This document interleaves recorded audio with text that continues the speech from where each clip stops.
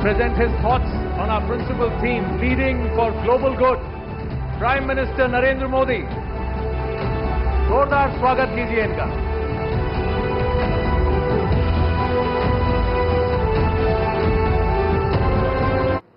कि क्या कारण होगा कि एक इंसान अपने कमिटमेंट के कारण इस समिट में इतने ही शांत मन से आया था और उसी समय वो किसी प्रक्रिया को दौड़ा रहा था और जो दूसरे दिन सुबह दुनिया के लिए बहुत बड़ी खबर बन गई थी। और मैं मानता हूं जरूर आप लोग इसका एनालिसिस करेंगे और शायद वो 28 फरवरी थी 2019 और माहौल तो ऐसा ही था और मैं भी बहुत शांति से आप सबसे नमस्ते नमस्ते करके निकला था और भारत ने बालाकोट में एयर स्ट्राइक की थी रात को। ये अल्लाह ताला को ऐसे मंजूर नहीं होगा। अल्लाह ताला नहीं चाहता मुसलमानों के साथ जुल्म होते हुए, अल्लाह ताला नहीं चाहता। ये बहुत बुरी बात है। क्या हुआ है? कहाँ जुल्म हो रहा है ये बताएं आप मुझे, पहले रोना बंद करें। कश्मीर में हो रहा है ना, कश्मीर में हो रहा है।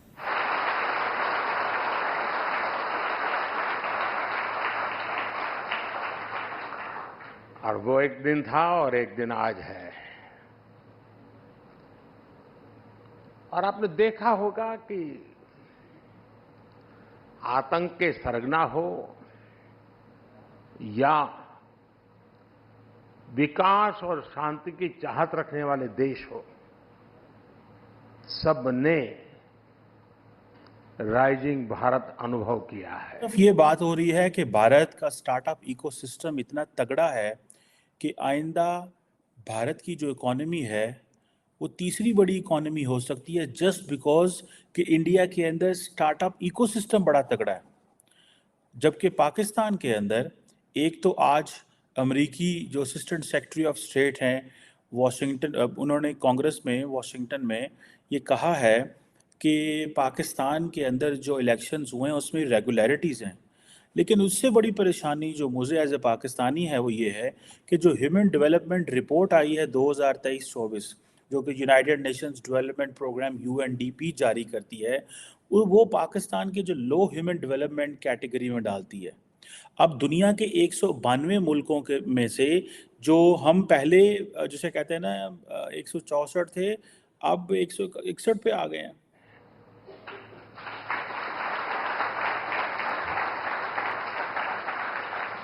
ये नया भारत आतंक के जख्म को नहीं सहता है।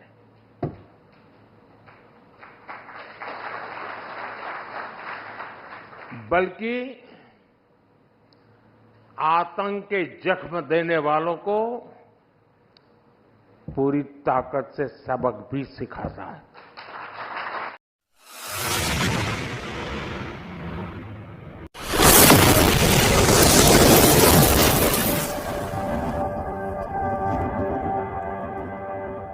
बहुत ही बुरी न्यूज पाकिस्तान के लिए।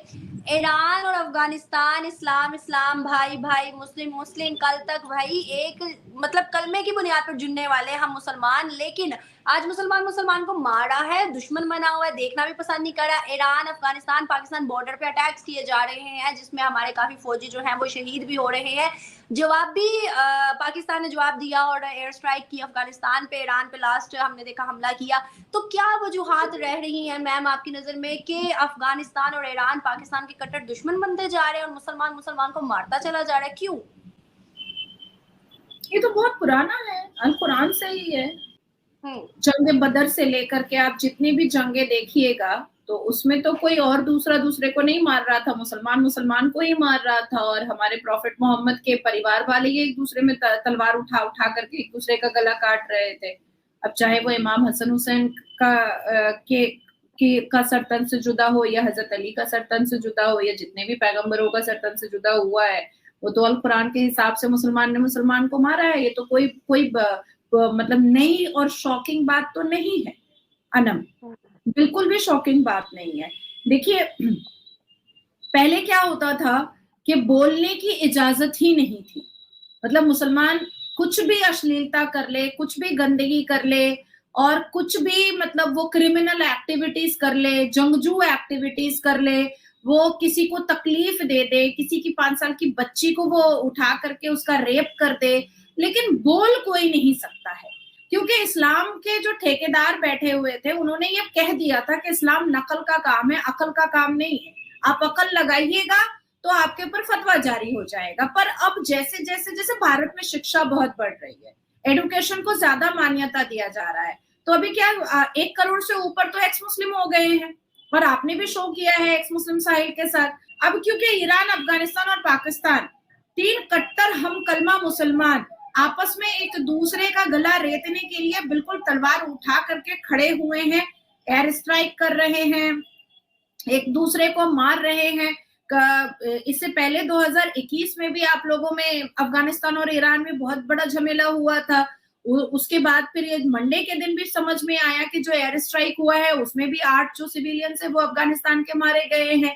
उसके बाद आपके पाकिस्तान में जब इलेक्शन हुआ उसमें भी हजारों लोग मारे गए हैं, और झूठ मूठ का इलेक्शन किया आप लोगों ने, पैसा खर्च किया, होना वही था जो होने वाला था। पाकिस्तान एक ऐसी जगह है जहां पर अवाम कुछ बोल ही नहीं सकती है, और इलेक्शन नुमा एक मदारी का खेल खिलाया गया, और उससे भी अवाम को ही तकलीफ दी गई।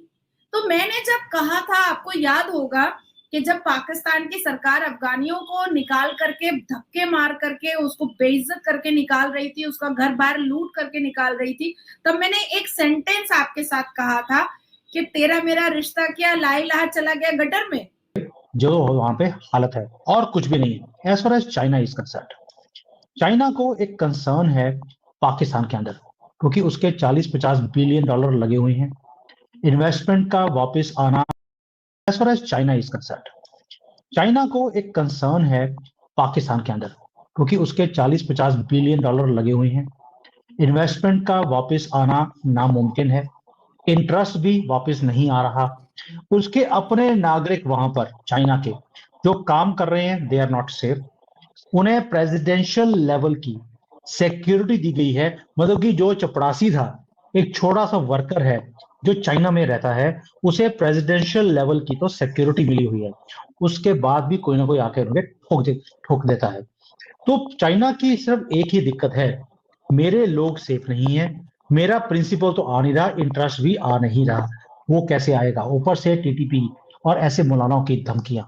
तो चाइना को तो जिस दिन मौका मिलेगा यहाँ से भागने का, वो निकल जाएगा। कश्मीर में हो रहा है, कश्मीर में बहुत जुल्म हो रहा है, हर मुसलमान के ऊपर जुल्म हो रहा है, बहुत जुल्म हो रहा है। हमारी आवाम को इतना ज़्यादा मेंटली अब कश्मीर के बारे में रॉन्ग बताया गया है कि लोग इतना जज्बाती हो जाते हैं। क्या हो रहा है माँ जी कश्मीर के अंदर, आप कुछ बताएंगी मुझे? बहुत जुल्म हो रहा है, कत्लेआम हो रही है, कुछ उनको मिल नहीं रहा, कुछ खाने को नहीं मिल रहा, पीने को नहीं मिल रहा, उनको ऊपर जुल्म हो रहा है, बहुत ज़बरदस्त हो रहा है, ऊपर से रोजे हैं। आपको कैसे पता? लिए प्याज जो है वो इंसान को नहीं, आपको कैसे पता वहाँ जुल्म हो रहा है? आपको कैसे पता माँ जी? बस खबरें सुनते हैं ना, जब तो देखते हैं ना, तो अच्छा, अब इसलिए वहाँ रमजान है ना, चीजें सस्ती हो गई हैं वहाँ पर, वहाँ मुसलमानों को पैकेज दिया जा रहा है। कश्मीर के अंदर